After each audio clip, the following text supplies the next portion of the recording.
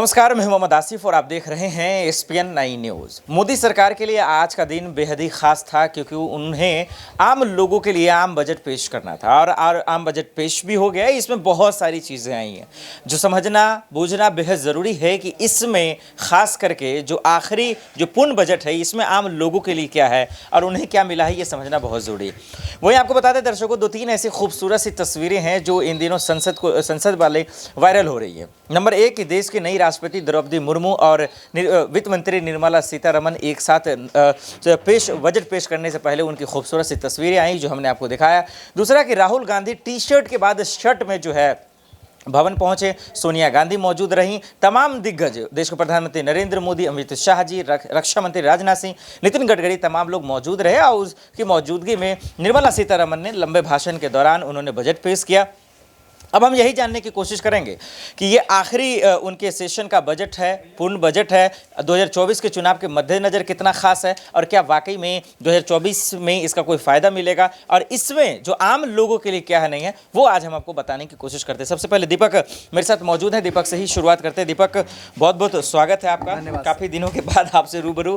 कैसे देख रहे हैं आज आम बजट को आप, आम लोगों के लिए इसमें क्या खास है? देखिए, आम लोगों के लिए अगर गौर किया जाए तो आवास योजना सबसे पहले बहुत इंपॉर्टेंट रहती है। उसके बाद अगर देखा जाए शैक्षिक संस्थान में करीब 38,000 करोड़ तक का यहाँ पर आगे तरक्की की। 38,000 ऐसे शिक्षकों और सहयोगियों को एंट्री दी जाएगी, यानी उनकी नई पदों पर नियुक्ति की जाएगी जो नई स्किल सिखाएंगे। नई स्किल सिखाने के बाद विदेशों तक यहाँ पर हमारे भारत देश के नौजवानों को पहुँचाने की यहाँ पर चाह रहेगी पीएम मोदी की। महिलाओं के लिए कुछ ऐलान किए गए हैं, बुजुर्गों के लिए कुछ ऐलान किए गए हैं और साथ ही साथ जो एक रोज़मर्रा की ज़िंदगी में पैसे कमाता है, 5 लाख तक कमाता था तो उस पर कर लगता था, यानी टैक्स लगता था, लेकिन अब वो 7 लाख कर दिया गया है। तो ये सारी चीज़ों को आगे बढ़ाया जा रहा है। लेकिन गौर करने वाली कुछ और बातें भी हैं कि जैसा कि निर्मला सीतारमण अपने बयान के दौरान बार बार यही बात कर रही थी कि 9 सालों में हमने लोगों को एक ऐसा जीवन दिया जिसमें उनको जीना आसान रहा, बजट के जरिए अपना बजट संभालना आसान रहा। और सबसे खास बात, जो सबसे बड़ी फैक्ट की बात है कि जब लोकसभा का ये सेशन शुरू हुआ तो एक महिला यानी राष्ट्रपति मुर्मू ने शुरुआत करी और इस बजट को पेश एक महिला ने करा। क्योंकि अब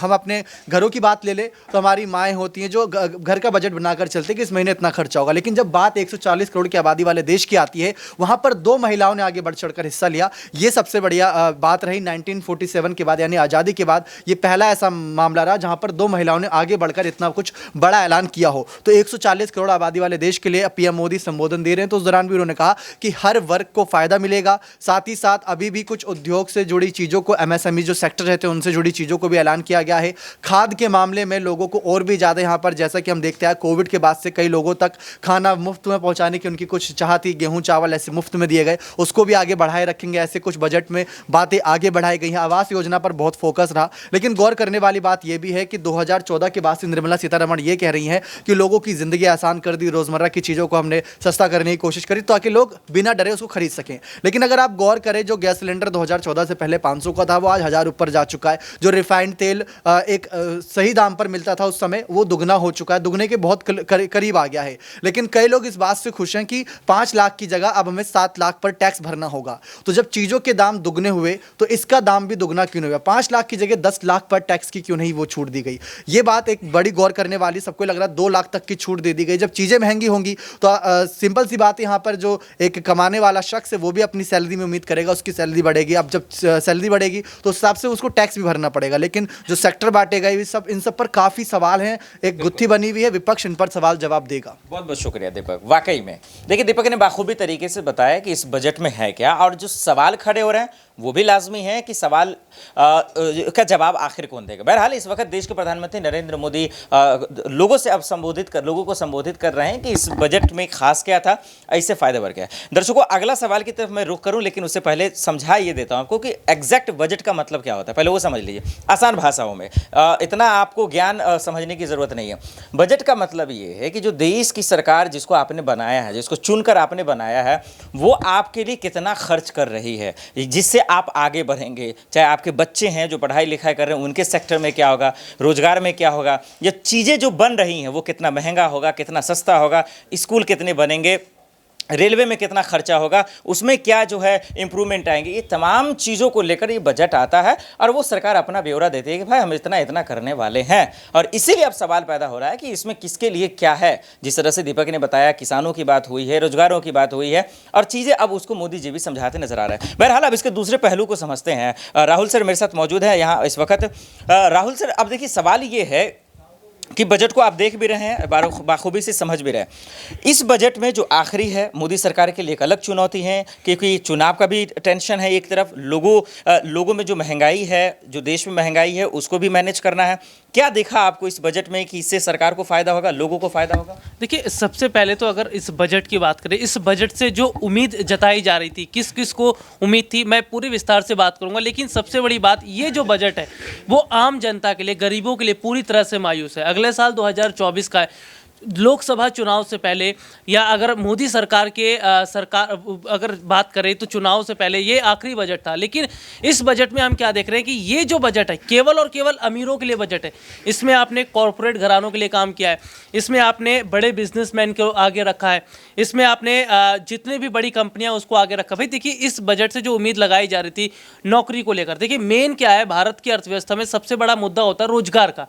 रोजगार होगा तो अर्थव्यवस्था बेहतर होगी, जितना रोजगार कम होगा अर्थव्यवस्था की रीढ़ वैसे टूटेगी। 2014 के बाद देखने को मिला। देखिए सबसे बड़ी बात, गवर्नमेंट सेक्टर में 2014 के बाद आप देख लीजिए जो एम्प्लॉयमेंट है वो जीरो के बराबर है। प्राइवेट सेक्टर का भी यही हाल है। तो सरकार को सबसे पहले कदम उठाना चाहिए था रोजगार को लेकर कि भाई हम इतनी बड़ी कंपनियों में या जो जितनी गवर्नमेंट सेक्टर है वहां पर रोजगार के लिए आवाम खोलेंगे या प्राइवेट सेक्टर में, वो आपने नहीं किया। दूसरी बड़ी बात आज हम देख रहे हैं महंगाई आसमान छू रही है। महीने भर के अंदर हम देख रहे हैं दूध के दाम भाई छठ चले गए, ठीक है। इसके अलावा आप लगातार हर सामान के रेट बढ़ाते चले जा रहे हैं। सरकार को ये करना चाहिए था, ये जो वित्त मंत्री निर्मला सीतारमण है, उनको बजट में ये करना चाहिए था कि भाई जो महंगाई है उसको हमें कम करना है, क्योंकि जनता के पास रोजगार नहीं है। रोजगार नहीं तो भाई जाहिर सी तौर पर महंगाई अफोर्ड नहीं कर पाएंगी। तो महंगाई जिस हिसाब से है और महंगाई को कम करने को लेकर जो काम था वो नहीं हो पाया। और तीसरे देखिए सबसे बड़ी बात अगर हम यहाँ पर करें वो एक ये वाली चीज़ हो जाती है कि भाई रेल की हम बात करते हैं, ट्रेन की। देखिए ट्रेन का किराया आप देख लीजिए, टिकट का किराया महंगा होता चला जा रहा है। ट्रेन का जो किराया था या जो टिकट का किराया उसको आपको कम करना चाहिए था। और सबसे बड़ी बात है जो पेंशन, देखिए पेंशन की बात की जाती है, ऐसे बहुत सारे हमारे देश में बुजुर्ग लोग हैं जिनका गवर्नमेंट से रिटायर है, उनको पेंशन मिलती है। पेंशन में क्या होता है कि अब हमें तमाम तरह के टैक्स लगते हैं, वो टैक्स लगने के बाद वो पेंशन मिलती है। जो 50,000 की पेंशन है उस पर टैक्स लगेगा, आपको मिलेगी 48,000। तो ऐसे में ये कहा जा रहा था कि भाई जो पेंशन पर टैक्स लग रहा है वो नहीं लगना चाहिए। तो जो उम्मीद जताई जा रही थी वो तो हुआ नहीं। ना बुजुर्गों के लिए आपने कोई राहत दी है, ना नौजवानों की जो देश का हुनर, भाई आप वही योजना लेकर चले आते हैं अग्निवीर वाली, 5 साल वाली ठेके वाली प्रथा, फिर आप चेंज करते।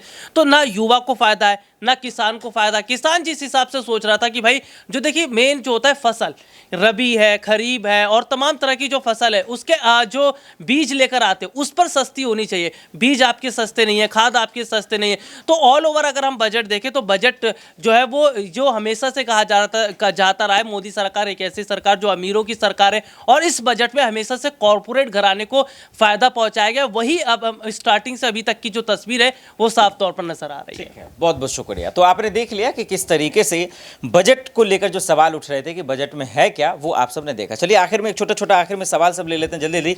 ऋतिक, ऑफ द कैमरा मैं आपसे बात कर रहा था कि भाई आपके दादा को टैक्स भी मिलता है, उसमें भी मुसीबत है, काहे इतना मायूस है? बजट से पूरा हिंदुस्तान खुश है। देखिए सबसे बड़ी बात यह कि 2023 का बजट इसलिए भी महत्वपूर्ण हो जाता है क्योंकि 2024 के लोकसभा चुनाव नज़दीक हैं और इस बजट को अमृतकाल का बजट बताया जा रहा है। लेकिन सबसे बड़ी बात यह है कि आपने महंगा क्या किया, आपने सस्ता क्या किया। देखिए लगातार विपक्ष के तमाम नेता भड़क भी रहे हैं, तमाम नेता ये कह रहे हैं कि आपने गरीबी पर तो ध्यान ही नहीं दिया। यहाँ पर सस्ता क्या हुआ है? सस्ता हो गया आपके मोबाइल फ़ोन, इलेक्ट्रिक जो वस्तुएं आती हैं वो सस्ती हो गई। महंगा क्या हुआ है? सोना चांदी महंगा हो गया, डायमंड महंगा हो गया, सिगरेट महंगा कर दिया। और इसके साथ जीएसटी पर कोई बात नहीं। इसके साथ देखिए पराठे पर जीएसटी अभी भी लगेगी, दूध पर जीएसटी अभी भी लगेगी। और लगातार टैक्स को लेकर जो है हम जब परेशान रहते हैं, इस पर एक छूट दी गई है कि जिनकी जो है सालाना आय जो 7 लाख होगी उन पर 0% टैक्स लगेगा, बाकी 7 लाख से जो ज़्यादा कमाते होंगे उन पर पूरा टैक्स लगेगा। तो कहीं ना कहीं बजट पर अगर एक छवि डाली जाए, एक नज़र डाली जाए तो कहीं ना कहीं लोगों को लूटने का काम पूरी तरीके से किया गया। यहाँ पर कुछ भी जो है जैसे राहुल सर आपको बता रहे थे, पूरा उन्होंने बताया बारीकी से, वही सच्चाई वही हकीकत है जिस तरीके से देखा जा रहा है। निर्मला सीतारमण जब आती हैं तो वही कहती हैं कि अमृतकाल का बजट है, बहुत अच्छा किया है। हालांकि 2022 से कुछ गुना अच्छा बजट पेश किया, क्योंकि 2024 का लोकसभा चुनाव नज़दीक है। चलिए बहुत बहुत शुक्रिया ऋतिक। चलिए दो बातें की निकल के तो आए, राहुल सर, ऋतिक और खासकर दीपक, इन तमाम लोगों ने आपको समझाया, दो बातें स्पष्ट आई। दीपक ने यह भी कहा कि भाई जब इतनी महंगाई तो सिर्फ जो 5 से 7 वाला जो मामला आया है वो आखिर क्यों, ये समझ से परे है। ऋतिक ने जो बताया ये भी बहुत सही है कि यानी कि पिछले जो बजट तमाम आए हैं उससे ये थोड़ा सा एक खास रहा है। वही राहुल सर ने ये भी बताया कि भाई गरीबों के लिए नहीं है, अमीरों के लिए। बहरहाल आप लोगों को क्या लगता है कि ये आम बजट क्या वाकई में आम लोगों के लिए है कि नहीं, हमें कमेंट कर जरूर बताइएगा। लेकिन आज के लिए इतना ही, हमें दीजिए इजाजत और आप देखते रहे SPN न्यूज़। नमस्कार।